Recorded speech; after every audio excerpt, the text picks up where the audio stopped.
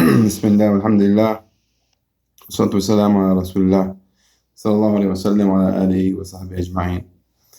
Alhamdulillah, this is a blessing.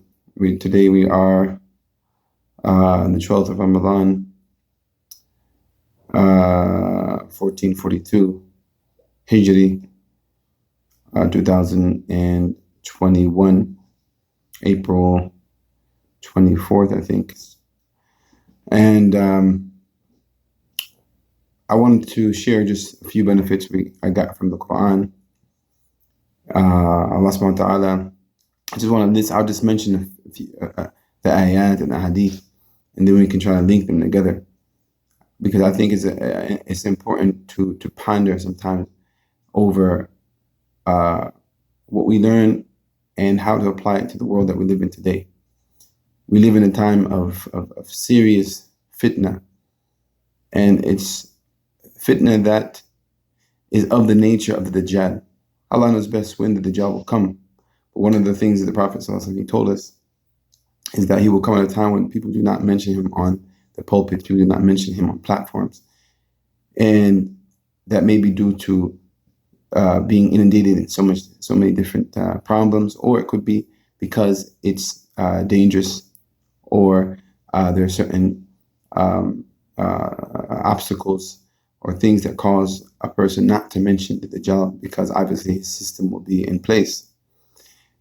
The Prophet ﷺ, he mentioned that the Dajjal, may Allah say, was from the Dajjal, that every prophet warned his people from the Dajjal. That means his fitna was something that every prophet was afraid of. So therefore, and he said that 100% that he will come in our nation, our time. And he also said that there's things that he feared for us more than the Dajjal, and that is leaders who will guide the Ummah astray. So that's one thing he feared more than the Dajjal, because people cannot follow the Dajjal unless they are led by leaders who will lead them into the obedience of the Dajjal or his system, or the nature of the fitna of the Dajjal. So that's one thing he mentioned that he feared more. In another hadith, he said that he fears more, something that he fears more, and that is a shirk al-khafi, or hidden shirk. And that is that the people fall into shirk and they don't recognize it. They don't even know what's happening to them. So let's talk about these two, the Dajjal, the correlation between the Dajjal, leaders that will misguide the Ummah, and that a'imma, and that could mean scholars, deviant scholars, or could mean and includes deviant scholars, and also includes scholars who are not sincere for the Ummah, sincere for Allah. They work for the dunya. They work for they use the deen as a tool to achieve the dunya. And so that's a'imma can mean scholars, and also could mean people who lead political positions. They have political positions, so they lead the Ummah astray. So he said he fears that more than the Dajjal. So, and then he said minor shirk, or shirk al-khafi, or hidden shirk. He didn't say minor shirk, astaghfirullah. He said shirk al-khafi, right? And that is a hidden type of shirk. Now, the Quran says, last one he says in the Quran, اتَّخَذُوا أَحْبَارَهُمْ, they've taken their priests and their rabbis as guides besides Allah. Okay. And that the Prophet explained that to Abi Hatim, or to the Sahabi Adi ibn Hatim radiallahu anhu, that means that they follow, that they worship them in when it comes to rulings, when it comes to the judgment and the law and the legislation, that they legislate things in contrary to Allah's command, and the people follow that. And that is what brings us to this a'imma mudallin, the scholars that lead people astray, or the leaders that lead people astray. And that is the shirk al-khafi. That's the connection, that the people worship them by following them in those things that Allah subhanahu wa ta'ala had prohibited, and leave that which Allah made obligatory in obedience to them.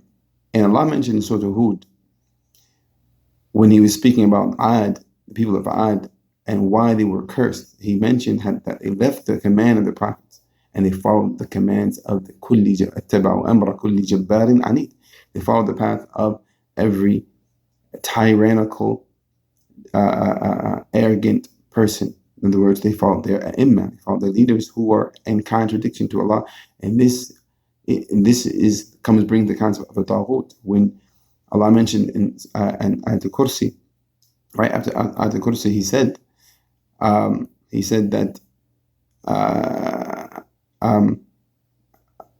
after He mentioned Ayat al-Kursi, He mentioned the i'tisam, holding fast to the word of Allah. He says, وَمَنْ يَكْفُرْ بِالطَّاغُوتِ, whoever disbelieves in the taghut. And the taghut is anything that's worshipped besides Allah, whether it's a leader, or it's where it's an idol, or it's your nafs.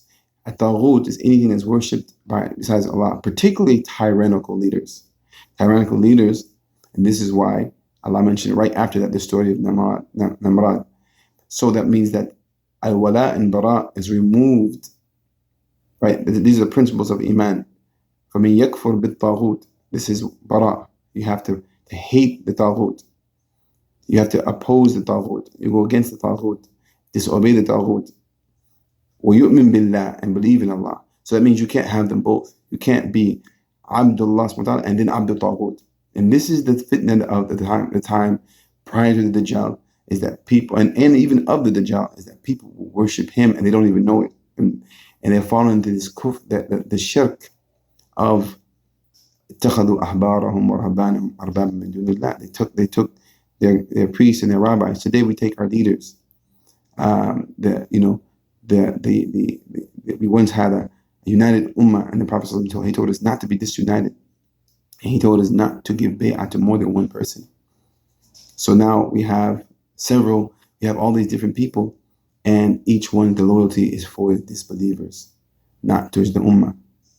So when you have that in place, the Muslims fall into ai''imma mudallin, and then they don't recognize that this, when they obey them in contradiction to Allah subhanahu wa ta'ala, or they accept the disunity of the ummah, when the Prophet told us to be united. So many different examples I can give you. Just, I don't have that much time, but the point is that the concept goes back to what is that fitna?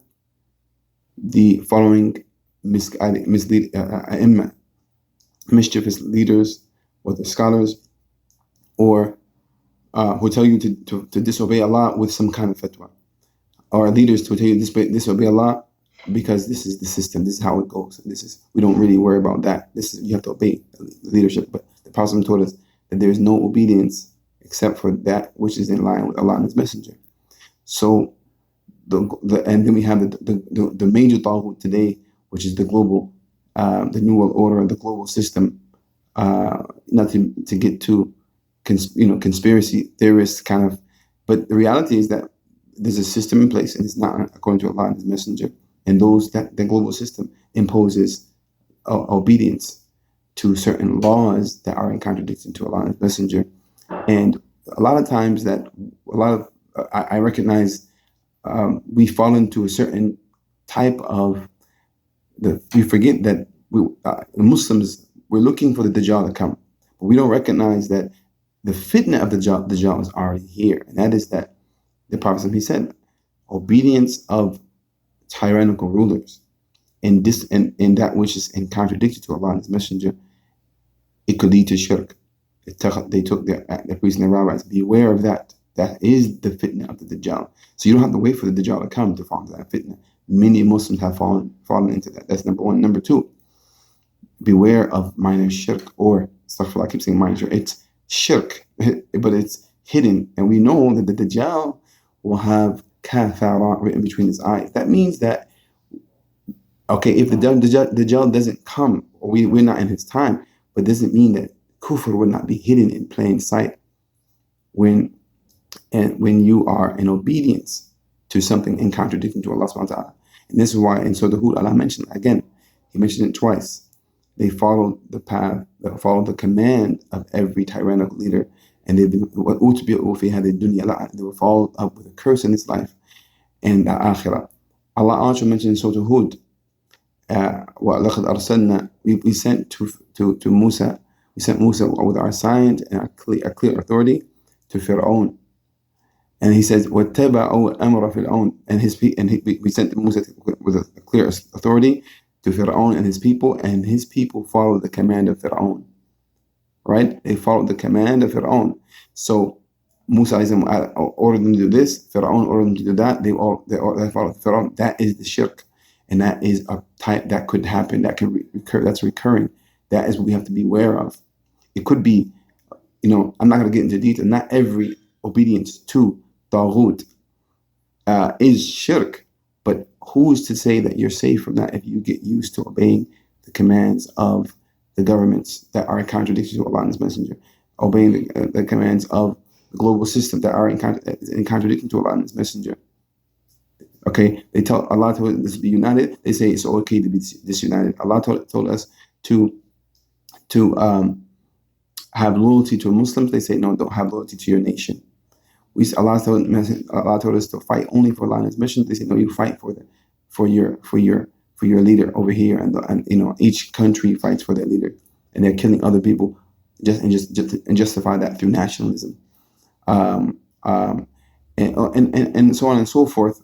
The listener probably knows more examples, and I don't have that much time. The point is that they followed the path of Fir'aun. What happened to them? Allah says, وَمَا أَمْرُ فِرْعَوْنَ بِرَشِيدٍ. He will lead his people to the fire Yawm al-Qiyamah. Right? So this is the shirk, and this is the fear that the Prophet he was afraid of.